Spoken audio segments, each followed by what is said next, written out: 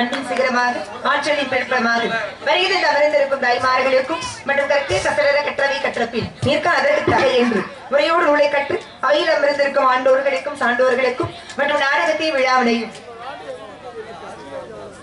ஸ்ரீபட்டா நடிக்கும் வள்ளியா நடிக்கும் எம்எஸ்கே கலைஞர்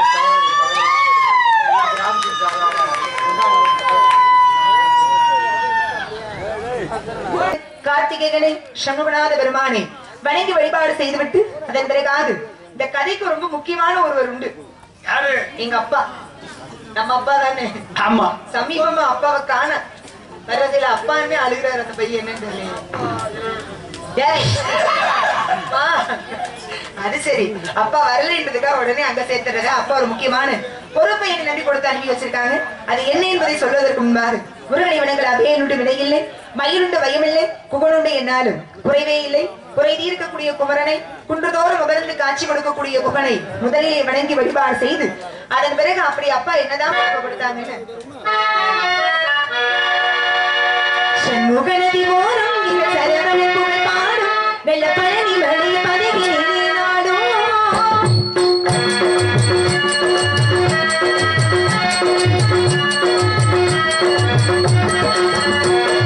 சண்முகநதி ஓரம் இந்த சரவண புகழ் பாடும் வெள்ள பழனி மலை பதவி நாடும்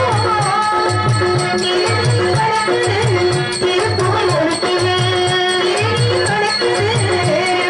ஒழுக்கினே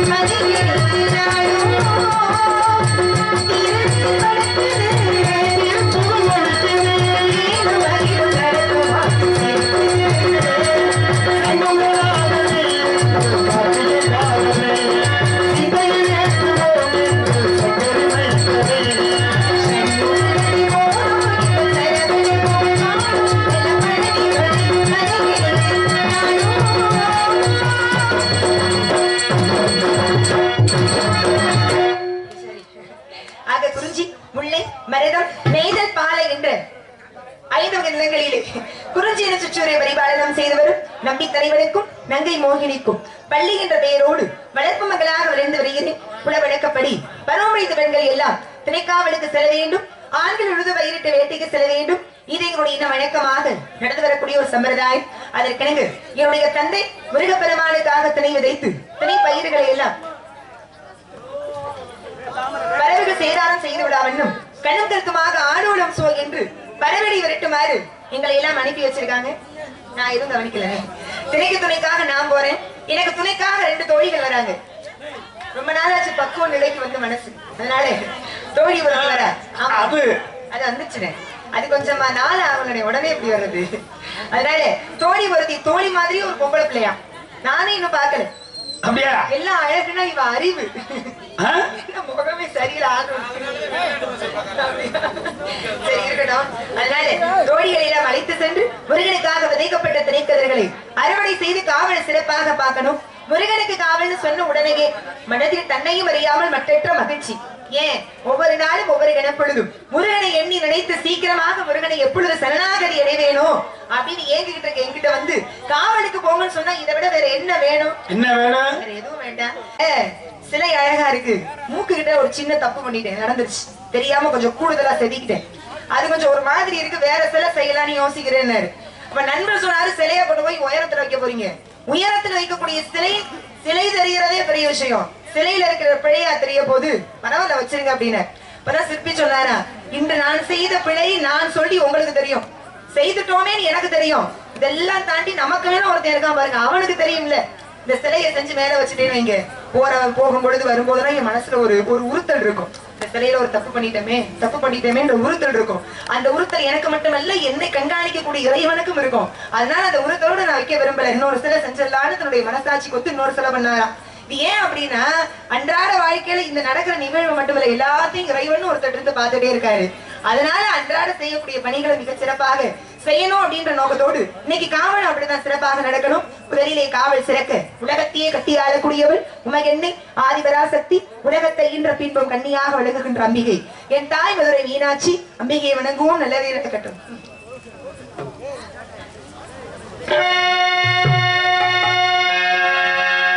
சந்தன மல்லிகையில் துணி கட்டி போட்டே தாயினி கண்மலர் தானிலோ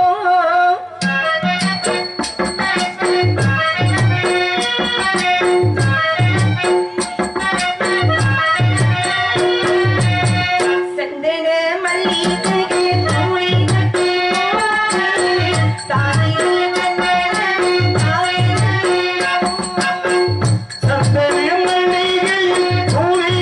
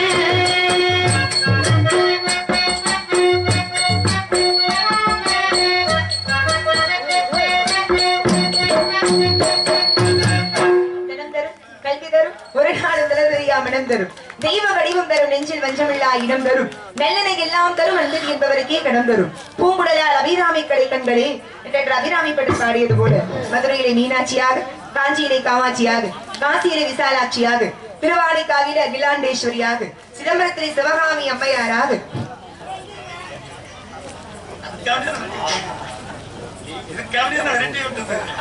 திருநெல்வேலியிலே காந்திமதி அம்மையாராக திருச்சுழியிலே துணை மாலை நாயகியாக திரு ஏரகத்திலே ஏழவார்குழலி அம்மனாக திருச்சிராப்பள்ளியிலே மட்டுவார்குழலி அம்மனாக குலசையிலே முத்தாரம்மனாக முத்தாரம்மனாக மாரியம்மனாக மந்தையம்மனாக காளியம்மனாக நீலியாக சூழியாக வடப்புறத்திலே பத்திரகாளியாக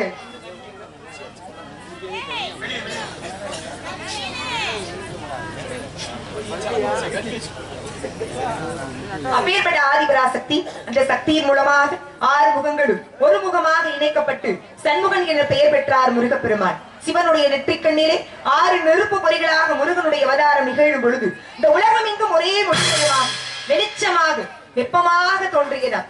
எல்லோரும் போய் வேண்டினார்களாம். தேவர்களும் மூவர்களும் என்னென்ன வேண்டினாங்களா? எல்லாருக்கும் ஒரே துயரம்.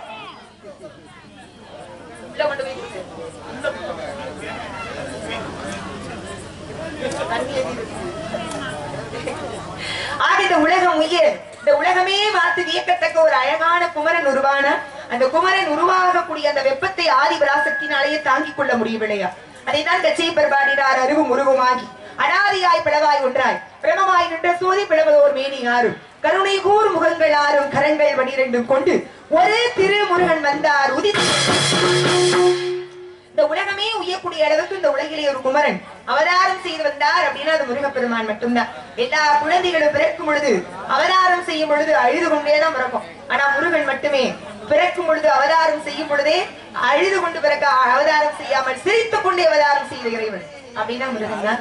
அப்பேற்பட்ட முருகனுடைய சிறப்பையும் அவனுடைய அழகையும் பார்த்தாலே போது மனசுல இருக்க சஞ்சலங்கள் எல்லாம் தீர்ந்துரும். யாம் இருக்க பயமே என்ற வாசகத்திற்கு சொந்தக்காரன் யாருன்னா முருகன் தான். செந்தூரானை வணங்கின ஒரு எந்தூரானை வணங்க தேவையே கிடையாது. கதிர்வேலுக்கு எதிர்வேலே கிடையாது. கந்தசாமியை வணங்கினா போதும், எந்த சாமியும் கும்பிடணும்னு அவசியமே கிடையாது. அதான் சொன்னாங்க, காசிக்கு மிஞ்சிய கஷேத்திரம் கிடையாது, காயத்ரி மந்திரத்திற்கு மிஞ்சிய மந்திரம் கிடையாது, ஏகாதசிக்கு மிஞ்சிய விரதம் கிடையாது, கங்கைக்கு மிஞ்சிய தீர்த்தம் கிடையாது, சுக்குக்கு மிஞ்சிய மருந்து கிடையாது, சுப்பிரமணிய கடவுளுக்கு மிஞ்சிய தெய்வமும் கிடையாது. எப்படி இப்படின்னா நேரம் என் பொண்டாட்டிட்ட வீட்டுல படிப்பேன். இந்த வசனம் எல்லாருக்கும் தெரியும். இருந்தாலும் நீ உங்களுக்கு ஒரு சில வார்த்தைகளும் தெரிஞ்சு வச்சிருக்கீங்க. நீங்க அப்படியா? கூட கூட கேள்வி கேட்பேன், தயாராக பதில் சொல்றது. சரி, வீட்டுல பெரிய புராணம், ரொம்ப பெரிய புராணம். அதனால அப்பேற்பட்ட இறைவன் முருகன் சுக்கை மிஞ்சிய மருந்தும் இல்ல, சுப்பிரமணிய கடவுளை மிஞ்சிய தெய்வமும் இல்ல. அப்பேற்பட்ட தெய்வம் முருகப்பெருமான். அந்த முருகனுக்கு தான் இன்னைக்கு காவல் காவல் நல்லபடியா நடக்கணும், எந்த மாற்றமும் கிடையாது. தோழிகள்லாம் என் வருகைக்காக காத்துட்டு இருக்காங்க. ஆமா, அவங்க வருகைக்காக நானும் காத்துட்டு இருக்கேன். வரட்டும், தோழிகள்லாம் வந்தாலும் அந்த இடமே ஒரு மகிழ்ச்சியா கலகலப்பாக இருக்கும் அப்படின்ற காரணத்தினால ஆக அந்த முருகன் தான் எனக்கு சகலமோ அப்படின்றதுனால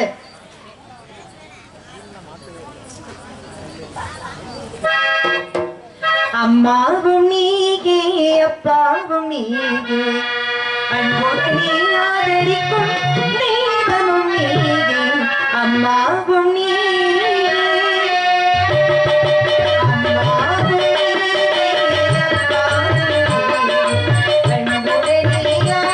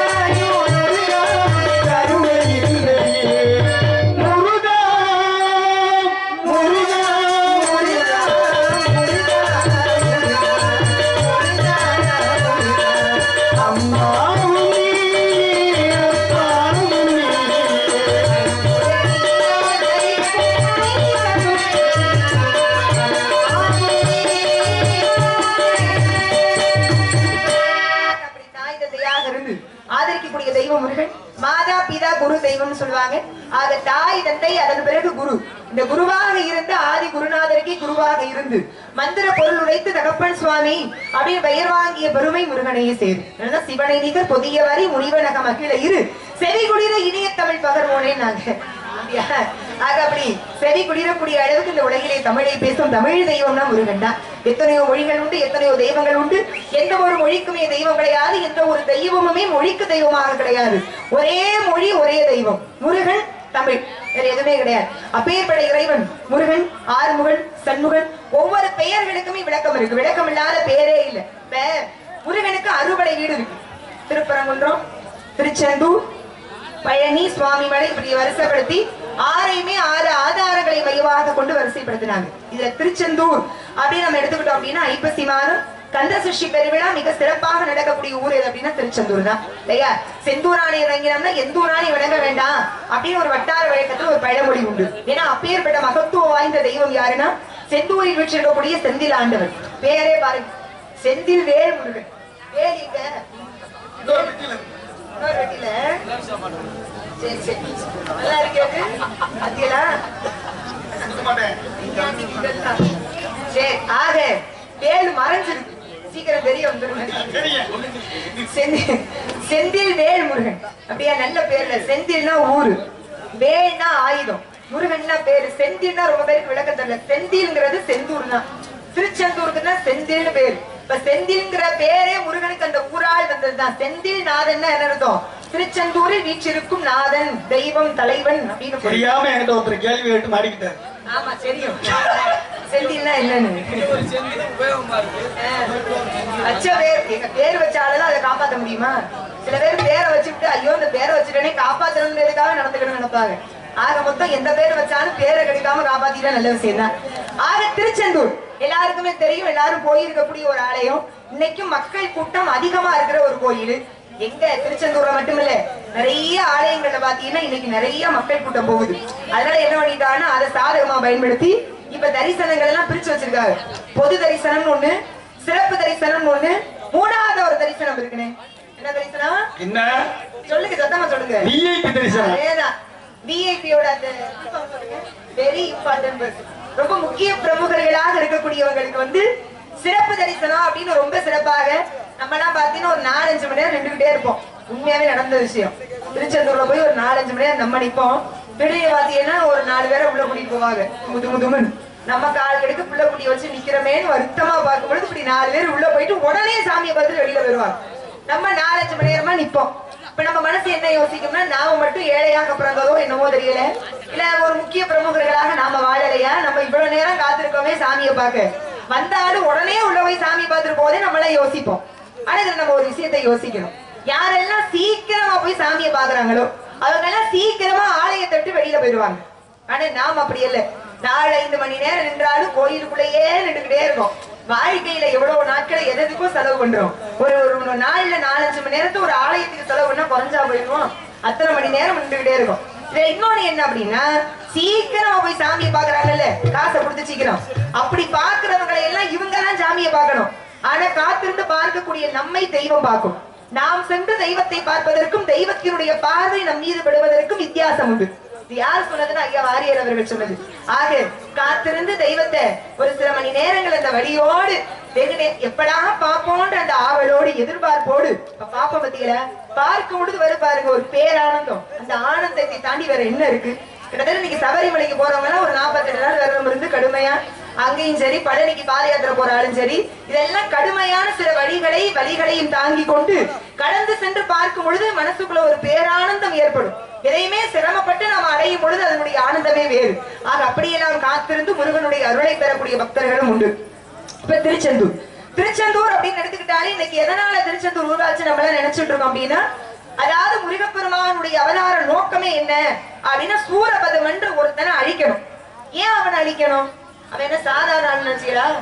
சூரியன் இருக்காருல்ல, அவரை கூப்பிட்டு வீட்டுல துணியை காய போட்டு காய வைக்கிட்டான். அப்புறம் வாயு பகவானை கூப்பிட்டு வாச கூட்ட விட்டுட்டான். வருண பகவானை கூப்பிட்டு வாச தெளிக்க விட்டுட்டான். பாருங்க எப்படி ஆளுகளை எப்படி வேலைக்கு வச்சிருக்காங்க. அதுதான் அந்த நடத்த சரியில்லாம இல்ல, நல்ல இப்படிதான் நம்ம மக்களுக்கு கொண்டு போய் சேர்க்கணும் இந்த விஷயங்களை. தேவர்கள் மூவர்கள் என்ன பதவியில் இருக்கக்கூடியவங்க அவங்களெல்லாம் கூப்பிட்டு ஆளு ஒரு வேலையா கொடுத்துட்டான். எல்லாரும் விளக்கு மாத்த பிடிச்சிட்டு வருத்தப்பட்டுக்கிட்டே சிரமப்பட்டுக்கிட்டு அதேதான் எல்லாரும் பார்த்தாங்க. இந்த துன்பம் எல்லாம் எப்பொழுது தீரும்? இவனுடைய அடிமைத்தனத்துல இருந்து நாம எப்பொழுது வந்து நீங்கி நல்ல ஒரு நல்ல நிலைமைக்கு வரக்கூடிய காலம் எப்ப வரும்? துயர் துடைக்க யார் வருவான்னு எல்லாம் ஏங்கி தவிச்சு போய் கைலாயத்தை சுத்தி நிக்கிறாங்க.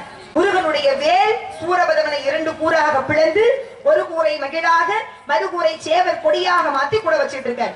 இந்த வீர மகேந்திரபுரி இன்னைக்கு இல்ல, கடல் கோள்களால் மூழ்கி அழிந்து போனது. ஆனா அதன் நினைவாக நாம என்ன பண்றோம்னா திருச்செந்தூர்ல முருகனை வணங்குறோம். சரி, அங்கதான சம்ஹாரம் பண்ணாரு. திருச்செந்தூர்ல முருகன் எப்படி போய் நின்னாரு கேள்வி வரும்ல. இப்ப சூர சம்ஹாரம் பண்ணிட்டாரு, முருகனை தோஷம் பிடிச்சிருச்சு. ஏன்? சூரபதுமன் சிவபக்தன். இந்த உலகிலே சிவனை வணங்கக்கூடிய பக்தர்களை எவரை தொட்டாலும் சரி நிச்சயமா தோஷம் பிடிச்சுக்கிறோம். சூரபதுமனை அழித்தால் தோஷம் ஏற்பட்டது.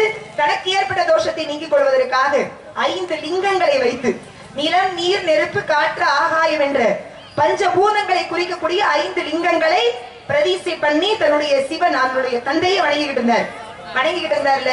தேவர்கள் மூவர்களும் பார்த்தாங்க. முருகப்பெருமான் அவதாரம் பண்ணி சூரபதமனை அழிச்சிட்டாரு. ஆக நாமெல்லாம் வந்து அடிமைத்தனத்துல இருந்து நீங்கி வந்துட்டோம். அதனால எல்லாரும் வாங்க போய் முருகனை பார்த்து நன்றி சொல்லுவோம்னு எல்லாம் கூடி கீழே வந்துட்டாங்க பூலோகம். அப்படி பூலோகம் வந்து அங்கே கடற்கரை ஓரமாக சிவனை வணங்கி கொண்டிருந்த முருகனை பார்த்து எல்லோரும் சுவாமின்னு கூப்பிட்டாங்களாம், கையெடுத்து கும்பிட்டு. இப்ப முருகன் என்ன பண்ணாரு? சிவனை நோக்கி பூஜை செய்து கொண்டிருந்த முருகன் தன் கையில் இருக்க மலர்களோடு அப்படி திரும்பி நின்று காட்சி கொடுத்தார். அப்படி காட்சி கொடுத்த முருகனை தான் நாமெல்லாம் இன்னைக்கு திருச்செந்தூர்ல வணங்கிக்கிட்டு இருக்கோம். எல்லா கோயிலையும் நாம் தெய்வத்தை வணங்குவோம். ஆனால் தெய்வமே பூஜாமூர்த்தியாக சிவனை வணங்கி தன் தந்தையை வணங்கிய வண்ணமாக முருகப்பெருமான் இருக்கக்கூடிய ஒரே ஆலயம் எதுனா திருச்செந்தூரில் இருக்கக்கூடிய செந்தில் ஆண்டவருடைய ஆலயம் தான். அவ பாருங்க எப்பேற்பட்ட மகத்துவம் வாய்ந்த கோயில்னு. ஆக நாம் அவரை வணங்குறாரு. வணங்குற தெய்வத்தை நாம வணங்கினா எவ்வளவு அருள் கிடைக்கும். அப்பேற்பட்ட திருச்செந்தூர் ஆண்டவன் செந்தில் ஆண்டவன் முருகன். ஆக வியாழ பகவானால் உருவாக்கப்பட்ட ஆலயம். அதனால அந்த ஊருக்கு வியாழ சேத்திரம் அப்படின்னு பெயர் உருவாச்சு. இப்படி எல்லாம் பல்வேறு சிறப்புகளும். அறுபடை வீட்டுல ஒவ்வொரு படை வீடுகளுக்கும் தனித்துவமும் மகத்துவம் உண்டு. இந்த நாஞ்சுரல திருப்புகளை இயற்றி அருணகிரிநாதர் சுவாமிகள் நமக்கு கொடுத்த அருட்கொடை. அதனால இப்படி எல்லாம் பெருமைகள் உண்டு. இந்த பெருமைகள் எல்லாம் இங்க இருக்கிற மக்கள்ல ஒரு 4 பேருக்கு போய் சேர்ந்தாலும் எனக்கு மகிழ்ச்சினா. அதனால அந்த முருகனுக்கு நிகழும் காவல் சிறக்கணும், செவன நடக்கணும். இப்ப தெரிஞ்சிருக்கும் முருகனை கும்பிட்டா என்ன கிடைக்கும்னு. எல்லாம் கிடைக்கும். அவரை வணங்கி கிடைக்காததே இல்லை. ஏன்? எல்லா சாமியும் சேர்ந்த ஒரு சாமினா முருகன் தான். சில பேர் சாமி கும்பிடுறதுல வகை இருக்கும். ரொம்ப நாளா சிவனை கும்பிட்டுட்டே இருப்பாங்க. அப்புறம் கொஞ்சம் சிரமமா இருக்கும் வாழ்க்கையில. அப்ப என்ன தெரியுமா தோணும்? சிவனை கும்பிட்டது தான் எனக்கு இந்த பிரச்சனை, முதல் சாமியை மாத்திடுவோம் அப்படின்னு சிவனை விட்டுவிட்டு இப்ப பெருமாளை கும்பிட ஆரம்பிச்சிருவாங்க. அப்புறம் பெருமாளை கும்பிட்டுட்டே இருப்பாங்க. அவரு கூட தேவை, இவரை கும்பிடுறது ஒண்ணு விளக்குறதுன்னு இவரை விட்டுவிட்டு அப்புறம் விநாயகர். ஆக தெய்வங்களை மாற்றி மாற்றி வணங்குவதுல ஒரு பிரயோஜனமும் கிடையாது. நாம நம்ம வாழ்க்கையில அனுபவிக்கக்கூடிய நல்லதுக்கும் கெட்டதுக்கும் நாம தான் காரணம். தீதும் நன்றும் பிறர் தர வாரா. நல்லது கெட்டதும் கொடுத்து மத்தவங்க கொடுத்து நமக்கு வரல, நமது செயல்களா நமக்கு உருவாக்கப்பட்டது. அதனால இப்படி பல்வேறு விஷயங்கள் இருந்தாலும் காவலுக்கு போகணும், போய்கிட்டே ஒவ்வொன்னா சொல்லுவோம். வரட்டும் தோழிகள்லாம். அதனால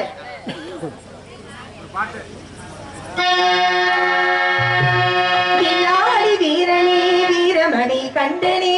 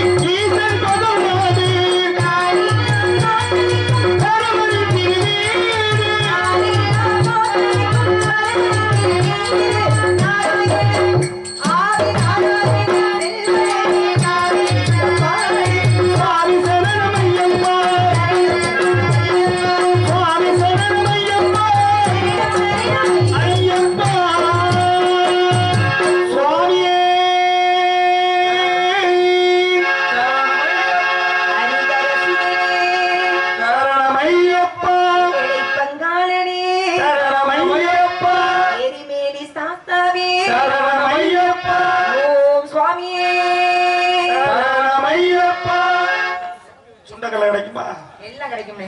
சுண்டெடு புளியோதரை சரண மையப்பான சரவண மையப்பான்றீல என்ன விஷயம்? சொன்னாலும் என்ன இருக்கு, ரெண்டு பங்காளி தான். அது பங்காளி. சுண்டெடு புளியோதரை பொங்கல் எல்லாம் கிடைக்கும். பஜனைக்கு போனா நல்லா இருக்குமே, சிறப்பா இருக்கும்.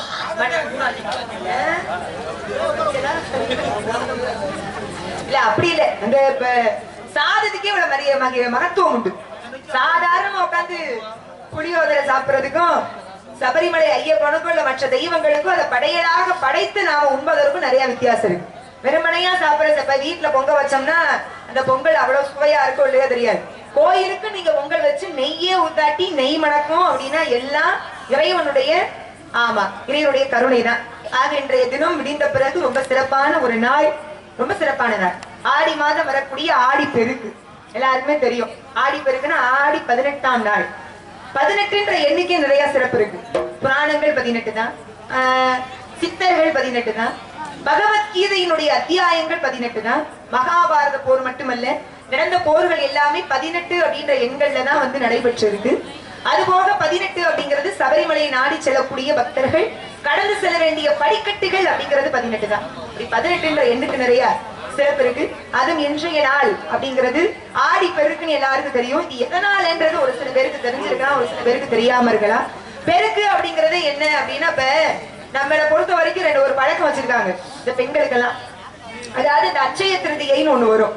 அன்றைய நாள்ல வந்து எந்த நகை கடைக்காரர் பார்த்த வேலைன்னு தெரியல, அன்னைக்கு போய் தங்கம் எடுத்தா தங்கம் பெருகும்னு யாரோ ஒரு பொருளியை கலப்பி வச்சிருக்கு.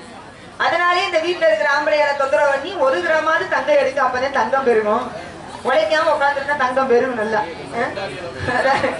அட்சய திருதியைங்கிறது சூரிய பகவானை வேண்டி பாரதத்திலே மகாபாரதத்திலே பாஞ்சாலி அட்சய பாத்திரத்தை வாங்கினாள்.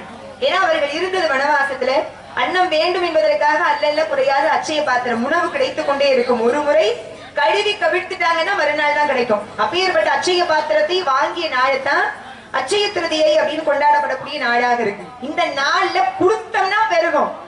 போய் நகை வாங்குற நகை பெருகாது, கொடுக்கணும். எதையாவது அன்னதானமோ இல்ல உடை தானமோ இல்ல படிக்கிற பிள்ளைகளுக்கு புத்தகம் நோட்டி ஏதாவது தானமோ கொடுத்தா பெருகும். கொடுத்தா பெருகுன்றதுனால யாரு பார்த்த வேலைன்னு தெரியல, தங்கம் வாங்கினா பெருகும். எப்படியானு அதுபோல இந்த நாளைக்கு அப்படித்தான்.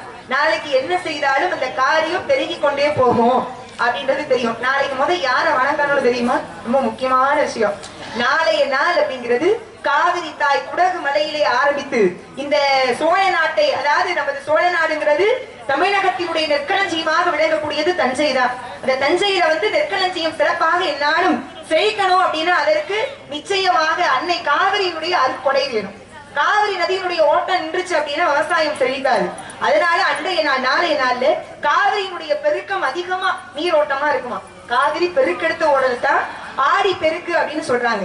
அப்ப என்ன பண்ணுவாங்கன்னா, இந்த காவிரி கரையில குடியிருக்கக்கூடிய மக்கள் எல்லாம் காவிரியத்தினுடைய தெய்வமாக நினைத்து வணங்கி காவிரி தாய்க்கு நன்றி சொல்லி பெண்கள் எல்லாம் கழுத்துல திருமாங்கலிய கயிறு மாற்றிக் கொள்வாங்க. அது நாளைய நாள்ல. சரி, காவிரி நதியோரமா இருக்கிறாலதான் காவிரியை கூப்பிடுவாங்க, தண்ணி எடுத்து வணங்குவாங்க. நம்மளாம் என்ன செய்யறது? நம்மளாம் இந்த பக்கமா இருக்கோம் பாண்டிய நாட்டுல, நீர்நிலை இல்லாத இடங்கள்ல இருப்பாங்க, வீடுகள்ல இருப்பாங்க நிறைய பேரு. என்ன செய்யலாம் அப்படின்னா ஒண்ணும் இல்ல, நாளைய பொழுதுல வந்து வீட்டுல தண்ணீர் இருக்குன்னா குடிக்கிற தண்ணீர் அதை ஒரு பாத்திரத்துல எடுத்து வச்சு அந்த பாத்திரத்துல இருக்கிற தண்ணீர்ல மலர்களை தூவி அந்த நீரை நமக்கு கொடுக்கக்கூடிய, கிட்டத்தட்ட நீர் இல்லைன்னா அந்த உலகம் அமையாது. நீரின்றி அமையாது உலகுன்னார் வள்ளுவர். தண்ணீர்னு ஒண்ணு இல்ல அப்படின்னா நம்ம கொஞ்சம் நினைச்சு பாருங்க, காற்றும் நீரும் இல்லைன்னா நம்மளுடைய வாழ்க்கை முறை எப்படி இருக்கும் அப்படின்னு அடுத்த கணமே நம்ம இருக்க முடியுமா? ஆக அப்படி இந்த நீரால்தான் இந்த உலகம் செழிக்கிறது அப்படின்னு எப்படி சூரியனுக்கு நன்றி சொல்லும் விதமாக தைப்பொங்கல் வைக்கிறோமோ அது போல நாளைய நாள் அன்று காவிரி நதி மட்டுமல்ல இந்த உலகத்தை நீரை வணங்கி வழிபாடு செய்து இந்த தண்ணீர் என்னைக்குமே தட்டுப்பாடு இல்லாம எங்களுக்கு கிடைக்கணும் நிறைவா அப்படின்னு இறைவனை வேண்டக்கூடிய நாள் தான் நாளைய ஆடி 18ஆம் பெருக்கின்ற நாள். அதனால நிச்சயமா எல்லாரும் தண்ணீர் நமக்கு எப்பயுமே குறைவில்லாம கிடைச்சுக்கிட்டே இருக்கணும் அப்படின்னு வேண்டிக்கிடுவோம். இந்த நன்னாள்ல நாங்களாம் காவடி போகணும். இன்னைக்கு மட்டுமல்ல, நாங்க போற எல்லா நாளும் நல்ல நாள் தான். நல்ல நாள் கெட்ட நாள் எங்க இருக்குங்கிறீங்க? நமக்கு சாதகமா ஒரு விஷயம் நடந்துச்சுன்னு வைங்களேன், நம்ம வாயில இருந்து என்ன வார்த்தை வரும்? இன்னைக்கு நேரம் எனக்கு நல்லா இருக்கு, தொட்டதெல்லாம் தொடங்குது நடக்குதுன்னுவோம். இதே நமக்கு எதிராக ஏதாவது நடந்துச்சுன்னு வைங்க, நேரமே சரியில்லப்பா, அதுதான் வார்த்தை. ஆக நன்னாடும் தீநாடும் என்பது நமக்கு நடக்கக்கூடிய பல்வேறு விஷயங்களையும் செயல்களையும் பொறுத்துதான் இருக்கு. அது போகட்டும், எல்லா நாளும் நல்ல நாடுதான். அந்த நல்ல நாடு உங்களுக்கு ஒரு விஷயம் தெரியுமா? என்ன விஷயம்? சொல்லிடவா? கொஞ்சம் ஒரு தடுமாற்றமாக சும்மா சொல்லுங்க. சொல்லிட்டா அப்புறம் எவ்வளவு தைரியம் என்கிட்ட சொல்றேன். நம்ம மக்கள் நல்லா கவனிக்கிறாங்க. நல்லா கவனிக்கிறாங்க. அதையும் கவனிச்சுதான் நான் இவ்வளவு தூரம் பேசுறேன். கவனிக்கல அப்படின்னா கவனிக்கலைனாலும் பேசுவேன், அது பேரு. கவனிக்கலைன்னா கொஞ்சம் சரி பேசுறத பேசி கிளம்பிடுவேன். நல்லா கவனிக்கிறீங்க, அது நல்லா மகிழ்ச்சியா இருக்கு. அவங்க ஏன்னா 4 பாடலை பாடிட்டு போகலாம், பாடலை எப்படினாலும் கேட்டுக்கலாம். ஆனா 4 விஷயங்களை வந்து நாம படிச்சுதான் தெரிஞ்சுக்கிற முடியும். அதை சொல்லி தெரிஞ்சுக்கிட்டோம் அப்படின்னா இன்னும் நமக்கு ஏதுவாக இருக்கும். ஏன்னா நம்ம பல விஷயங்களை வந்து ஏன் பண்றோம்னே தெரியாம பண்றோம். இதை எதுக்கு செய்யறோம்? அழகர் கோயிலுக்கு உண்மையாவே நடந்துக்கிறேன். சாமி கூட போனேன். இருந்து மேல பழமுதிரி சோலை போனோம்னா அந்த போற வழியில மலையில பாதை போட்டிருக்காங்க. போனா யாரோ பொழுது போகலைன்னு இந்த மலையில போட்ட பாதையில ஒரு ஓரமா இருக்கும் அந்த சிமெண்ட் திட்டு மாதிரி போட்டிருக்காங்க. அதுல பாத்தீங்கன்னா கல்ல எடுத்து அடிக்க வச்சிருக்கு. இதோ பொழுது போகலைன்னு அன்னைக்கு போனப்போ ஒரே ஒரு ஆள் மட்டும் கல்ல எடுத்து அடிக்க வச்சிருச்சு. இப்போ சமீபமா போறேன், வரிசையா எல்லாம் கல்லா எடுத்து அடிக்க வச்சிருக்கு. என்னன்னு கேட்டா அது யாரோ வழிபாடுன்னு நினைச்சு இப்படி கல் எடுத்து அடிக்க வச்சா வீடு கட்டலாமா? சீக்கிரம் யாரு கட்டி கிளப்பின பொருளின்னு தெரியல. கல்ல அங்க அடிக்க வச்சா வீடு கட்டலாம்னு இது எப்படி நியாயம்? இங்க மட்டுமல்ல, திருப்பதியில அந்த கூட்டம் நடக்குது. நான் கேக்குறேன், கல்ல மட்டும் அங்க அடிக்க வச்சிருந்து வீட்டுல வந்து விளைக்காம நிலம் வாங்காம எதுவுமே பண்ணாம இருந்தா வீடு எப்படி தானா உருவாயிருமா? இல்ல இதுதான் நிறைய நடக்குது. அது ஒரு கதை சொல்ற ஒருத்தர் என்ன பண்ணாருன்னா, புதுசா அன்னைக்கு தான் ராமேஸ்வரத்துக்கு போறாரு சாமி கும்பிட. போனவர் பாருங்க, பை நிறைய பணம் கொண்டு போன ஒத்தாட போயிருக்காரு. பணத்தை எங்க வைக்கிறதுன்னு தெரியல. கடல்ல போய் இறங்கணும், குடிக்கணும். பார்த்தாரு கடற்கரை ஓரமா புதைச்சிருவோம்னு கடற்கரை ஓரமா மண்ணை தொட்டி புதைச்சிட்டாரு. இப்போ நீ தோணுது குளிச்சுட்டு வந்ததுக்கு அப்புறம் எங்கன புதைச்சோம்னு அடையாளம் தெரியாதுல இவ்வளவு பெரிய கடற்கரையில. என்னடா செய்யறதுன்னு எங்கன புதைச்சாரு அங்கன பெருசா மண்ணை குமிச்சு வச்சுட்டு குளிக்க போயிட்டாரு. குளிச்சுட்டு வந்து கரை ஏறினார்ல, கடல் முழுக்க கடற்கரை முழுக்க அங்கங்க மண்ணா குமிஞ்சிருக்கு. என்னன்னு பார்த்தா ராமேஸ்வரத்துக்கு சாமி கூட வந்த ஆளு பூரா ராமேஸ்வரத்துல தெய்வத்தை வணங்கணும்னா கடல்ல இறங்குறதுக்கு முன்னாடி கரையில மண்ணை குமிக்கணும் போலதான் பூரா வேற மண்ணை குமிச்சு வச்சிருக்காங்க. ஏன் குமிக்கிறோம், எதுக்கு பண்றோம்? இப்படித்தான் நாமளும் பல விஷயங்களை ஒருவர் செய்தா அதை ஏன் செய்யறோம், எதற்காக செய்தோம் அப்படின்னு சில யோசனைகளையும் அது தெய்வ வழிபாடுகள்ல சிலதை தெரிஞ்சுக்கிட்டு அதை பண்ணோம் அப்படின்னா இன்னும் இறைவனுடைய கருணை அதிகமாக இருக்கும். சபரிமலை வாசனை வணங்கின என்ன நினைக்கும், கலியுகத்தினுடைய தெய்வமாக ஆக சின்முத்திரையை கையிலே தாங்கி யோக பட்டயம் அணிந்து இன்றும் யோகாசனத்தில் அமர்ந்து நமக்கெல்லாம் காட்சி கொடுக்கக்கூடிய தெய்வம் யாருன்னா சபரிமலையில் வீற்றிருக்கக்கூடிய ஐயப்பன் தான். இந்த ஐயப்பன் கோயிலுக்கு மாலை ஓடுறதுங்கிறதே ஒரு மகத்துவம் தான். அந்த கார்த்திகை மாசம் 1ஆம் தேதி வந்தோடனே வீட்டுல மாலை போட்டு பஜனை நடத்தி அந்த வீடே பாத்தீங்கன்னா கோயில் மாதிரி இருக்கும் தானே. அது ஒரு தனி மகத்துவம். இன்னைக்கு சபரிமலைக்கு போற வழிபாட்டு இங்க இருக்கிற ஆண்கள் எல்லாரும் போயிருப்பீங்க நிச்சயம். போகாத ஆள் இருக்க வாய்ப்பு கிடையாது. அதுல இன்னும் சில பேரை பாத்தீங்கன்னா வேற வழியே இல்லாம மாலை போட்டு அனுப்பி விடுவாங்க. அப்படி ஆளெல்லாம் இருக்கு. ஏன்? அதுக்கு ஒரு காரணம் இருக்கு. இத்தனை நாள் இம்சையா இருந்துச்சு, ஒரு 48 நாள் நாம நிம்மதியா இருப்போம்னு இந்த பொம்பளை ஆளுகள்லாம் அந்த புண்ணியம் அதேதான். அதுவெல்லாம் யாரு? அவங்கெல்லாம் எப்பயும் மதுரை விரலை கும்பிடுறவங்க. ஆமா, ஒரு 48 குலசாமியா ஒரு 48 நாளைக்காவது ஐயப்பனை கும்பிட்டு சொன்னா புரிஞ்சிருக்குன்னு நினைக்கிறேன். யாருக்குன்னு? ஆமா, மதுப்பிரியர்களே. எப்படி இப்படிவா சொன்னா மாட்டுக்கு கூட இப்படி வச்சிருக்கேன். ஏயா தண்ணி குடிக்கிறதுக்கு என்ன இப்படியா வச்சிருக்கிறது? நல்ல விஷயம் வச்சுட்டு போங்க. திருடனாய் பார்த்து திருந்தா விட்டால் திருட்டை ஒழிக்க முடியும். அப்ப சரி இதை வச்சு சாமி கொடுங்க. நேற்று உண்மையாவே அன்னைக்கு ஒரு நாள் இந்த ஆடி பெருக்க பத்தி பேசிட்டு இருந்தேன். சாமி கும்பிடுங்க தண்ணிய வச்சுன்னு ஒரு ஆள் எந்திரிச்சு நான் தினமும் கும்பிடுறேன் தண்ணியை வச்சுதாங்கிறாரு. என்ன சொல்றீங்க? அவரு அதுதான் அந்த தண்ணி வேற போல, அது நமக்கு தேவையில்லை. என்ன ஆகுது அப்படின்னா ஆக சில பேர் அப்படித்தான் வேற வழி இல்லாம ஒரு 48 நாளைக்கு நிம்மதியா இருப்போம்னு மாலை போடுவோம்னு முடிவு பண்ணிடுவாங்க. அவர் பாப்பாரு நம்ம 48 நாளைக்கு குடிக்க முடியாது, என்னடா செய்யறதுன்னு மொத்தமா அன்னைக்கு தான் குடிப்பாரு. குடிச்சு புட்டு ஒரு 3 மணி வரைக்கும் தெரியவே தெரியாது. அப்புறம் தலையில கொண்டு போய் தண்ணியை ஊத்தி ஆமா அவங்களை தெளிய வச்சு இந்த பாட கூட போயிருக்காதுன்னு கழுத்துல மாலையை போட்ட உடனே அவரை பாத்தீங்கன்னா பக்தி பழமா மாறிடுவாரு. காலையில எந்திரிச்சு நெத்தி நிறைய விபூதி டப்பாக்களை விழுந்த மாதிரியும் மண்டை முழுக்க விபூதியா இருக்கும். சந்தனத்தை வச்சு ஊருக்குள்ள நடந்து வந்தா ஊரே அப்படின்னா நேத்து கூட குடிச்சிட்டு இருக்காரு இந்த ஆளு. இன்னைக்கு மாலையை போட்டோன்னு எப்படி அப்படி மாறினாருன்னு ஊரே வேடிக்கை பார்க்கிற ஆள் மாதிரி யாரோ இருக்காங்க ஊருக்குள்ள. எல்லாரும் இப்படி சிரிக்க மாட்டீங்க. அதனால அப்படியெல்லாம் ஒரு மனிதனை மாற்றக்கூடிய வல்லமை பக்திக்கும் ஆன்மீகத்திற்கு மட்டும்தான் உண்டு. ஏன்னா இந்த உலகத்துல மனிதன் ஒழுக்கமாக வாழ்வதற்கு ஒரே வழி எதுனா ஆன்மீகம் தான். ஏன்னா நமக்கெல்லாம் சாமின்னு சொன்னாதான் பயம் வருது. ஆத்தாடி சாமியே கண்ண குத்திருமே தெய்வ குத்தமாயிருமே. ஆக அந்த மாதிரி சபரிமலைக்கு செல்லக்கூடிய வழிபாடு நிறைய இருக்கு. ஒரே ஒண்ணு மட்டும் சொல்றேன். சபரிமலைக்கு போறவங்க பாத்தீங்கன்னா இந்த நெய் தேங்கான்னு ஒண்ணு கொண்டு போவாங்க. எல்லாருக்கும் தெரியும் இல்லையா? கண்டிப்பா இருமுடி கட்டி போயிருப்பீங்க. தேங்காயில வந்து தேங்காயில இருக்க மேல இருக்க நாரெல்லாம் உரசி எடுத்துட்டு தேங்காயினுடைய 3 கண்ணுல ஒரு கண்ணை திறந்து அங்க இருக்கக்கூடிய தண்ணீரெல்லாம் வெளியேற்றிட்டு அந்த ஓட்டைக்குள்ள வந்து நெய்யை ஊத்தி அடைச்சு திறந்து கொண்டு போவோம். இதுல ஏன் இவ்வளவு வேலை மெனக்கெட்டு அந்த தேங்காயை உரசி தண்ணி எடுத்து நெய்யை ஊத்தி எதுக்கு இத்தனை வேலை? நெய் தேங்காய் கொண்டு போற வழிபாடுங்கிறது ஐயப்பனுக்கு மட்டும்தானே இருக்கு. இது எதுக்குன்னு நம்ம என்னைக்காவது யோசிச்சிருக்கோமா? ஒரே காரணம், ரொம்ப எளிமையான காரணம். ஐயப்பனை வணங்குறவங்க அப்படிங்கிறவங்க இந்த தேங்காயில நெய் வச்சு கொண்டு போறதுக்கு காரணம், நாம பிறந்துட்டோம். இந்த பிறந்த உடம்பு எப்படி அழிஞ்சிரும், ஆனா உள்ளே இருக்கக்கூடிய ஆன்மா அப்படின்ற உயிர் அழியாது, திரும்ப திரும்ப பிறந்துகிட்டே இருக்கும். ஆக இந்த ஆன்மா இறைவனை சரணாகதி அடைய வேண்டும் என்ற தத்துவம் தான் இந்த தேங்காவும் இந்த நெய்யும். எப்படி அப்படின்னு கேட்டீங்கன்னா, இந்த தேங்காய் இருக்குல்ல, அதுதான் நமது உடம்பு. உள்ளே இருக்கக்கூடிய நெய் தான் நமது ஆன்மா. இப்ப சபரிமலைக்கு கொண்டு போய் நீங்க நெய் தேங்காய் கொடுத்தோன்னு இந்த உள்ள இருக்கிற தேங்காயில இருக்கிற நெய் எடுத்து ஐயப்பனுக்கு ஊத்திடுவாங்க. இந்த தேங்காயை தூக்கி தீக்கு இரையாக போட்டுருவாங்க. ஆக நாம் இருந்தாலும் அப்படித்தான். எப்படி இந்த உடம்பு தீக்கு இரையாகி இந்த ஆன்மா என்பது இறைவனை சரணாகதி அடைய வேண்டும் என்பதற்காகத்தான் தேங்காயை தீர போட்டு நெய்ய ஐயப்பனுக்கு அபிஷேகம் பண்றாங்க. இதுதான் நெய் தேங்காய் கொண்டு போறதனுடைய தத்துவமும் ரகசியமும். ஆகவே பல்வேறு விஷயங்கள் இந்த உலகத்துல இருந்தாலும் உங்களுக்கு எல்லாம் ஒண்ணு தெரியுமா? முருகனை நான் காதலிக்கிறேன். ஆமாங்க, நான் வந்ததே அதுக்குதான். இவ்வளவு தூரம் இந்த குடும்பத்தை பத்தி நீங்க அழைச்சிடாதீங்க, வேரோட இருக்காரா? இவ்வளவு தூரம் இந்த குடும்பத்தை பத்தி பேசுறேன் எதனால? அதானப்பா முருகனை பத்தி இவ்வளவு நேரம் பேசிட்டு. ஆமா, நான் இன்னும் விட்டா பேசிக்கிட்டே இருப்பேன். நானே பேசி நேரத்தை ஓட்டிடக்கூடாதுல. முருகப்பெருமான் மீது அளவு கடந்த அன்பு, பக்தி, பாசம், காதல். ஆமா, நான் முருகனை காதலிக்கிறேன். நான் கட்டிக்கிட்ட உடனேயே உங்ககிட்ட இருந்து இந்த பெட்டி மிருந்தங்க ஆறு புறம் புடிக்கிட்டு தெரியுமா, எல்லாரு கையிலயும் ஒரு ஓடு தங்க ஓடு, திருவோடு இல்ல பத்தியலா எப்படின்னு. ஆக இந்த கூட்டமே எதுக்காக உட்கார்ந்துருக்கு தெரியுமா? எல்லாம் என் கல்யாணத்துக்கு வந்து ஆடுவேன். கல்யாணத்தை வந்து நடத்தி வச்சுட்டு சாப்பிட்டுட்டு முக்கியமான வேலை இருக்கு. என்ன வேலை? எல்லாம் மொய் எழுதிட்டு தான் போகணும். மொய் எழுதாம இந்த போற வேலை வச்சுக்க கூடாது. அது நாளைக்கு ஆடி பெருக்கு வேற. மொய் எழுதுறதான் சரிக்கா என்ன மண்டையில போடுங்க ரெண்டு போட்டு.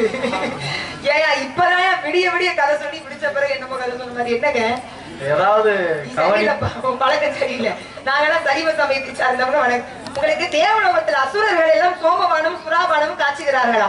அந்த லோகத்தில் கொண்டு சென்று உங்களை விட சொல்கிறேன். ஆமா, பாத்தியா எப்படின்னு. ஆக அந்த முருகனை கட்டிக்கிட்டு எல்லாரும் மத்தியிலே நான் சீக்கிரமா அந்த குடும்பத்தோட வாழணும்ன்ற ஆசையோடு. குடும்பத்தோடயா? ஆமா, அந்த குடும்பத்தோட மாமனார், மாமியார், கொழுந்தனார், மச்சான், 30 முக்கோடி உம்பிட்டு சொந்தக்காரவர். எனக்கு சொந்தக்காரவங்க யார சொல்றீங்க நீங்க? சிவபெருமான் யாரு? என் மாமனாரு. ஆதிபராசக்தி யாரு? என் மாமியாரு. விநாயக பெருமான் யாரு? என் மச்சான். ஐயப்பன் யாரு?